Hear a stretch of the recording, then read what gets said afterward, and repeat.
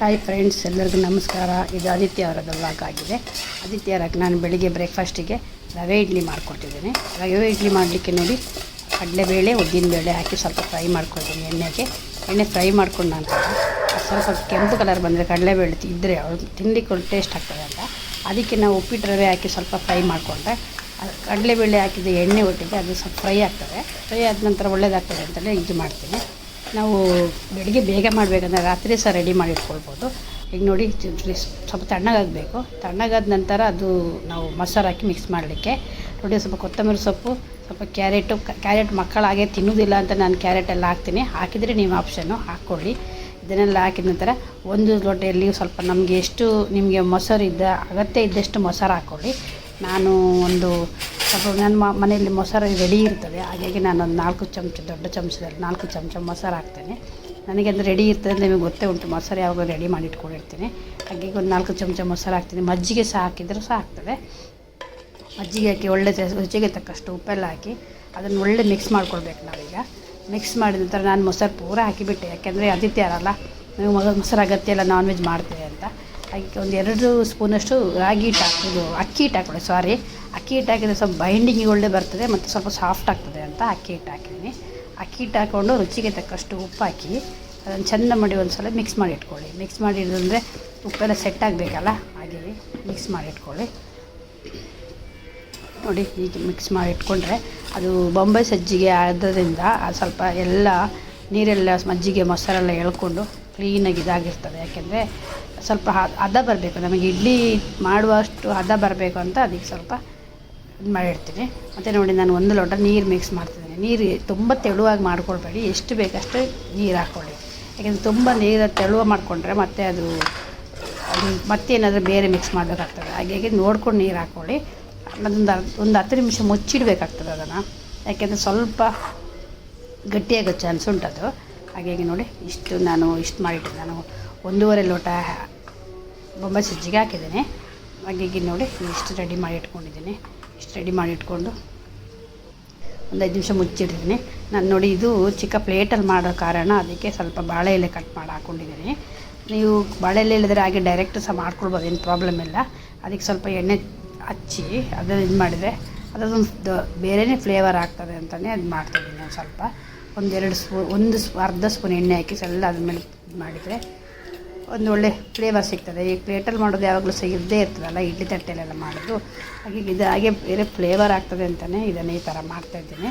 ಅಂದರೆ ಇಡ್ಲಿ ತಟ್ಟೆ ಇದು ಮಾಡುವಾಗ ಒಂದು ಬೇರೆ ಥರ ಮಾಡಿದರೆ ಮಕ್ಕಳಿಗೆ ಸಹ ಇಷ್ಟ ಆಗ್ತದಲ್ಲ ಅಂತ ನೋಡಿ. ಈಗ ಸ್ವಲ್ಪ ಇಷ್ಟು ಗಟ್ಟಿಯಾಗಿದೆ ನೋಡಿ. ಇಡ್ಲಿ ಹಿಟ್ಟಿನ ಅದಾಗಿರಬೇಕು, ಅದಕ್ಕೆ ಸ್ವಲ್ಪ ನೀರು ಆಗ್ತದೆ. ಯಾಕೆಂದರೆ ತುಂಬ ಗಟ್ಟಿಯಾಗಿದೆ ಅಂತ ಸ್ವಲ್ಪ ನೀರು ಹಾಕ್ತಿದ್ದೀನಿ. ಅದು ಬೇಯುವಾಗ ಇನ್ನೂ ಸಹ ಗಟ್ಟಿ ಆಗ್ತದೆ. ಅದು ಇದನ್ನು ಹಾಕ್ಕೊಂಡು ನಿಮಗೆ ಬೇಕಿದ್ರೆ ಹೀಗೆ ನೀವು ಸ್ವಲ್ಪ ಇದಾಕ್ಕೊಳ್ಳಿ ಅಂತ, ಅಂದರೆ ಅಡುಗೆ ಸೋಡಾ ಹಾಕ್ಕೊಳ್ಳಿ ಬೇಕಿದ್ರೆ. ನಾನು ಅಡುಗೆ ಸೋಡಾ ಹಾಕ್ತಾಯಿಲ್ಲ, ಬೇಡ ಅಂತ. ಯಾಕೆಂದರೆ ಅಡುಗೆ ಸೋಡಾದಲ್ಲಿ ಕೆಲವರಿಗೆ ಇಷ್ಟ ಆಗ್ತದೆ, ಕೆಲವರಿಗೆ ಇಷ್ಟ ಆಗೋಲ್ಲ. ನಾನು ಅಡುಗೆ ಸೋಡಾ ತುಂಬ ಕಮ್ಮಿ ಬಳಸೋದು, ಅಗತ್ಯ ಇದ್ದರೆ ಮಾತ್ರ ಬಳಸ್ತೇನೆ. ಈಗ ನೋಡಿ, 1 ಸೌಟ್ ಹಾಕಿ ಸ್ವಲ್ಪ ನಿಮಗೆ ಎಷ್ಟು ಬೇಕು ಅಷ್ಟು ಹಾಕ್ಕೊಳ್ಳಿ. ಅದಕ್ಕೆ ತುಂಬ ಹಾಕೋದು ಬೇಡ, ತುಂಬ ಹಾಕಿದರೆ ಅದು ಬೇಯುವಾಗ ಜಾಗ ಬೇಕಲ್ಲ, ಅದಕ್ಕೆ ಸ್ವಲ್ಪ ಕಮ್ಮಿ ಅರ್ಧದಷ್ಟು ಹಾಕ್ಕೊಳ್ಳಿ. ನೋಡಿ, ಇಷ್ಟ ಹಾಕಿದ್ದೀನಿ. ಇಷ್ಟು ಹಾಕಿ ನಾನು ಬೇಯಲಿಕ್ಕೆ ಇಡ್ತಾಯಿದ್ದೀನಿ. ಇದು ಬೆಳಗಿನ ಬ್ರೇಕ್ಫಾಸ್ಟ್ ಆಯಿತು. ನೋಡಿ, ಇದಕ್ಕೆ ಸ್ವಲ್ಪ ಚಟ್ನಿ ಮಾಡ್ತಿದ್ದೀನಿ. ಯಾಕೆಂದರೆ ಇಡ್ಲಿ ಚಿತ್ರೆಗೆ ನಾನು ಶುಂಠಿ ಯಾವಾಗಲೂ ಸಿಪ್ಪೆ ತೆಗೆಯಲ್ಲ, ಹಾಗೆ ತೊಳೆದು ಹಾಗೆ ಹಾಕೋದು. ಯಾಕೆಂದರೆ ಶುಂಠಿ ಸಿಪ್ಪೆಯಲ್ಲೇ ಇರೋದು, ಅದ್ರ ಸತ್ವ ಇಲ್ಲ ಅಂತ ಹೇಳ್ತಾರೆ. ಹಾಗಾಗಿ ನಾನು ಶುಂಠಿ ಸಿಪ್ಪೆ ತೆಗೆಯೋದಿಲ್ಲ, ಹಾಗೆ ಹಾಕಿ ಸ್ವಲ್ಪ ಇಡ್ಲಿ ಚಟ್ನಿ ಮಾಡಿದರೆ ಅದಕ್ಕೆ ಸ್ವಲ್ಪ ನೀರು ಚಟ್ನಿ ತುಂಬ ಚೆಂದ ಆಗ್ತದೆ. ಪುಟಾಣಿ ಕಡಲೆ ಚಟ್ನಿದ ವಿಷಯ ನಾನು ನಿಮ್ಗೆ ಹೇಳ್ಬೇಕಂತಿಲ್ಲ, ಎಲ್ಲ ಚಟ್ನಿ ಹಾಕೋದು ವಿಷಯ ಎಲ್ಲ ಹಾಕಿ ಸ್ವಲ್ಪ ಉಪ್ಪು ಹಾಕಿ ಅದನ್ನೀಗ ಸಣ್ಣ ಗ್ರೈಂಡ್ ಮಾಡ್ಕೊಂಡು ಬಂದರೆ ಆಯಿತು. ಇದಕ್ಕೀಗ ಒಂದು ಒಗ್ಗರಣೆ ಕೊಡಲಿಕ್ಕೆ ನನ್ನ ಗಂಡನಿಗೆ ಹೇಳಿದೆ. ಅವ್ರಿಗೆ ಒಗ್ಗರಣೆ ಕೊಡೋದಂದ್ರೆ ಭಾರಿ ಇಷ್ಟ. ಅದಕ್ಕೆ ಬೇಸೊಪ್ಪು, ಮೆಣಸು ಮತ್ತು ಬೆಳ್ಳುಳ್ಳಿ, ಸಾಸಿವೆ ಎಲ್ಲ ಹಾಕಿ ನೋಡಿ ಈ ನಮಗೆ ಒಗ್ಗರಣೆ ಕೊಡ್ತಾರೆ. ನೋಡಿ, ಅವರ ಒಗ್ಗರಣೆ ಮಾಡಿದ್ರೆ ಅವ್ರಿಗೆ ಒಗ್ಗರಣೆ ಕೊಡುವಾಗ ಕರೆಕ್ಟ್ ಒಗ್ಗರಣೆ ಕೊಡಬೇಕು. ಇದು ನೋಡಿ ನನ್ನ ಮಗನ ಕೆಲಸ, ಅವನು ಇಡ್ಲಿ ತೆಗಿತಾ ಇದ್ದಾನೆ. ಈಗ ನಮಗೆ ಅಡುಗೆ ಕೋಣೆಯಲ್ಲೆಲ್ಲ ಹೆಲ್ಪ್ ಮಾಡಲಿಕ್ಕೆ ನನಗೆ ತುಂಬ ಜನ ಇದ್ದಾರೆ ನೋಡಿ. ಅವನು ಇಡ್ಲಿ ಎಲ್ಲ ತೆಗೆದು ಇದು ಮಾಡ್ತಾಯಿದ್ದಾನೆ. ಅಡುಗೆ ತೊಗೊಂಡು ದೊಡ್ಡ ಮಗ ವೀಡಿಯೋ ಮಾಡೋದು, ಚಿಕ್ಕ ಮಗ ತೆಗಿತಾ ಇರ್ತಾನೆ. ಹೀಗೆ ತೆಗೆದ್ರಿಂದ ಅದು ಇಡ್ಲಿ ತೆಗಿತಿರುವಾಗ ಇಡ್ಲಿದು ಎಲೆ ಬರಬೇಕು ಅಂತ ಅವ್ನು ಟ್ರೈ ಮಾಡಿದೆ, ಆದರೆ ಎಲೆ ಬರಲೇ ಇಲ್ಲ. ಎಲೆ ಅದರೊಳಗೆ ಅಂಟಿ ಕೂತ್ಕೊಂಡಿದ್ದೆ. ಹಾಗಾಗಿ ಇದು ಇವತ್ತು ಬ್ರೇಕ್ಫಾಸ್ಟ್ ಆಯಿತು, ಬೆಳಿಗ್ಗೆ ಬ್ರೇಕ್ಫಾಸ್ಟ್ ಅಂತಲೇ ಹೇಳ್ಬೋದು ನಮ್ಮದು. ನಮ್ಮ ಬ್ರೇಕ್ಫಾಸ್ಟ್ ಈಗ ಉಂಟು. ಈಗ ರಾತ್ರಿ ನಾನು ಮಟನ್ ಸ್ವಲ್ಪ ಸಾರು ಮಾಡಿ, ಮಟನ್ ಪದಾರ್ಥ ಮಾಡಿ ಅದಕ್ಕೆ ಗೀ ರೈಸ್ ಮಾಡುವ ಅಂತ ಎನಿಸಿದೆ, ನ್ಯೂ ಇಯರ್ ಪಾರ್ಟಿ ಮಾಡಲಿಕ್ಕೆ. ಅದಕ್ಕೆ ನಾನು ನೋಡಿ ಒಂದು ಸ್ವಲ್ಪ ಬೆಳ್ಳುಳ್ಳಿ ಮತ್ತು ನೀರುಳ್ಳಿ, ಚಕ್ಕೆ ಲವಂಗ, ಪಲಾವ್ ಎಲೆ ಎಲ್ಲ ಹಾಕಿ ಒಗ್ಗರಣೆ ಕೊಟ್ಟಿದ್ದೀನಿ. ಒಗ್ಗರಣೆ ಕೊಟ್ಟು ಮಟನ್ ಹಾಕಿ ತೊಳೆದು ಚೆಂದ ಮಾಡಿ ಕುಕ್ಕರಲ್ಲಿ ಒಂದು 2 ವಿಸಿಲ್ ಹಾಕಿದ್ದೆ. ಸ್ವಲ್ಪ ಅದ ಬೇಯಿಸಿದ್ದು, ತುಂಬ ಬೇಯಿಸಬಾರ್ದು, ಅದಾದಲ್ಲಿ ಬೇಯಿಸಬೇಕು.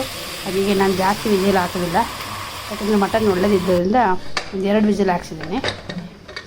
ಕುಕ್ಕರ್ ಮುಚ್ಚಿ ಒಂದು 2 ವಿಸಿಲ್, ಉಪ್ಪು ಟೊಮಟೊ ಎಲ್ಲ ಅದಕ್ಕೆ ಹಾಕೋದು. ಮತ್ತು ಈಗ ಮಸಾಲೆ ತೆಗೆದಿದೆ ನೋಡಿ. ಮಸಾಲೆ ನಿಮಗೆ ಹೇಳ್ಬೇಕಂತಿಲ್ಲ, ಮಟನ್ ಸಾರು ಮಸಾಲೆ ಎಲ್ಲ ತೆಗೆದಿದೆ. ಸುಮಾರು ಸಲ ಹಾಕಿದ್ದೇನೆ ನಾನು ರೆಸಿಪಿ, ಹಾಗೆ ಬೇಕಿದ್ದರೆ ಇನ್ನೊಂದ್ಸರಿ ಮಾಡ್ತೀನಿ. ತೆಂಗಿನಕಾಯಿ ಗಸಗಸೆ ಅದೆಲ್ಲ ಸಣ್ಣ ಕರ್ಕೊಂಡು ನಂತರ ನೋಡಿ ಕಾಳುಮೆಣಸು ಮತ್ತು ಬಡೆಸೊಪ್ಪು ಇದೆಲ್ಲ ಹಾಕಿ, ಮೆಣಸು ಎಲ್ಲ ಹಾಕಿ ಮಾಡಿದ್ದೀನಿ. ಮಟನ್ ತೆಗೆದು ನಾನು ಬಿಸಿಲಿಗೆ ಹಾಕಿ ಇಟ್ಕೊಂಡಿದ್ದೀನಿ ಮಣ್ಣಿನ ಮಡಿಕೆಗೆ. ನಾನು ಮಣ್ಣಿನ ಮಡಿಕೆಯಲ್ಲೇ ಪದಾರ್ಥ ಮಾಡೋದು ನಿಮಗೆಲ್ಲ ಗೊತ್ತು ಉಂಟು, ನನ್ನ ರೆಗ್ಯುಲರ್ ವೀಡಿಯೋ ನೋಡುವಾಗ ಗೊತ್ತಾಗ್ತದೆ. ಅದಕ್ಕೆ ನೋಡಿ ಮಸಾಲೆ ಎಲ್ಲ ಕಡ್ದು ಇದಕ್ಕೆ ಹಾಕ್ಬಿಟ್ಟಿದ್ದೀನಿ. ನಮಗೆ ಎಷ್ಟು ತೆಳು ಬೇಕು, ಎಷ್ಟು ದಪ್ಪ ಬೇಕು ಅಷ್ಟು ನೋಡಿ ಅದಕ್ಕೆ ಮಿಕ್ಸ್ ಮಾಡಿದರೆ ಆಯಿತು. ನೋಡಿ ಇದಕ್ಕೆ ಸ್ವಲ್ಪ ಕೊತ್ತಂಬರಿ ಸೊಪ್ಪು ಹಾಕಿ ಕುದಿಸಿ ಬಂದರೆ, ನಾನು ಕೊತ್ತಂಬರಿ ಸೊಪ್ಪು ಕಡಿಲಿಕ್ಕೆ ಹಾಕಲ್ಲ, ನನಗೆ ಇಷ್ಟ ಆಗೋದಿಲ್ಲ ಅಂತ. ಇಲ್ಲಿ ಸ್ವಲ್ಪ ಗೀ ರೈಸಿಗೆ ಅದೇ ಕುಕ್ಕರ್ ಇಟ್ಟಿದ್ದೀನಿ. ಕುಕ್ಕರಿಗೆ ಸ್ವಲ್ಪ ತುಪ್ಪ ಹಾಕಿ, ಸ್ವಲ್ಪ ಎಣ್ಣೆ ಹಾಕಲಿಲ್ಲ ನಾನು, ತುಪ್ಪ ಮಾತ್ರ ಹಾಕಿ ಅದಕ್ಕೆ ಚಕ್ಕೆ ಲವಂಗ, ಪಲಾವ್ ಎಲೆ, ಕಾಳುಮೆಣಸು, ಬಡೆಸೊಪ್ಪು ಎಲ್ಲ ಹಾಕಿ ಒಂದು ಒಗ್ಗರಣೆ ಕೊಡುವ. ಒಗ್ಗರಣೆ ಕೊಟ್ಟು ಅದನ್ನು ನಾವು ಈರುಳ್ಳಿ ಎಲ್ಲ ಹಾಕಿ, ಶುಂಠಿ ಎಲ್ಲ ಹಾಕೋದು. ನಾನು ಹೀಗೆ ಮಾಡೋದು, ಶುಂಠಿ ಕಾಳುಮೆಣಸು ಎಲ್ಲ ಹಾಕಿ ಒಗ್ಗರಣೆ ಕೊಡೋದು. ಯಾಕಂದರೆ ಶುಂಠಿ ಎಲ್ಲ ಹಾಕಿದ್ರೆ ಅದು ಡೈಜೆಸ್ಟಿವ್ ಒಳ್ಳೆಯದಾಗ್ತದೆ ಅಂತಲೇ ಶುಂಠಿ ಹಾಕೋದು. ಅದು ಹೀಗೆ ಶುಂಠಿ ಎಲ್ಲ ಹಾಕಿ ಒಂದು ಒಗ್ಗರಣೆ ಕೊಟ್ಟು ಅದಕ್ಕೆ ನಾವು ಎಷ್ಟು ಅಕ್ಕಿ ಹಾಕಿದ್ರೆ ಅದ್ರ ಡಬಲಷ್ಟು ನೀರು ಹಾಕಿ ಅದೊಂದು 2 ವಿಸಿಲ್ ಬಂದರೆ ಸಾಕು, ಬಿಡಿ ಬಿಡಿ ಆಗ್ತದೆ. ಇಷ್ಟು ನನ್ನದು ಸಂಡೇ ಪ್ರಿಪ್ರೇಷನ್, ಹೀಗೆ ಹ್ಯಾಪಿ ನ್ಯೂ ಇಯರ್ ಪ್ರಿಪ್ರೇಷನ್ನು ನೋಡಿ ಹೀಗೆ ಆಗಿದೆ. ಮತ್ತು ಅಕ್ಕಿ ಒಂದು 5 ನಿಮಿಷ ನೆನೆಸಿಡಬೇಕು. ಒಂದು ಜಾಸ್ತಿ ಹೊತ್ತು ನೆನೆಸಿಡೋದು ಬೇಡ, ಒಂದು ಸ್ವಲ್ಪ ನೆನೆಸಿಟ್ರೆ ಸಾಕು. ಅದು ಬಿಡಿ ಬಿಡಿಯಾಗಿ ಒಳ್ಳೆ ಬರ್ತದೆ ಅನ್ನ.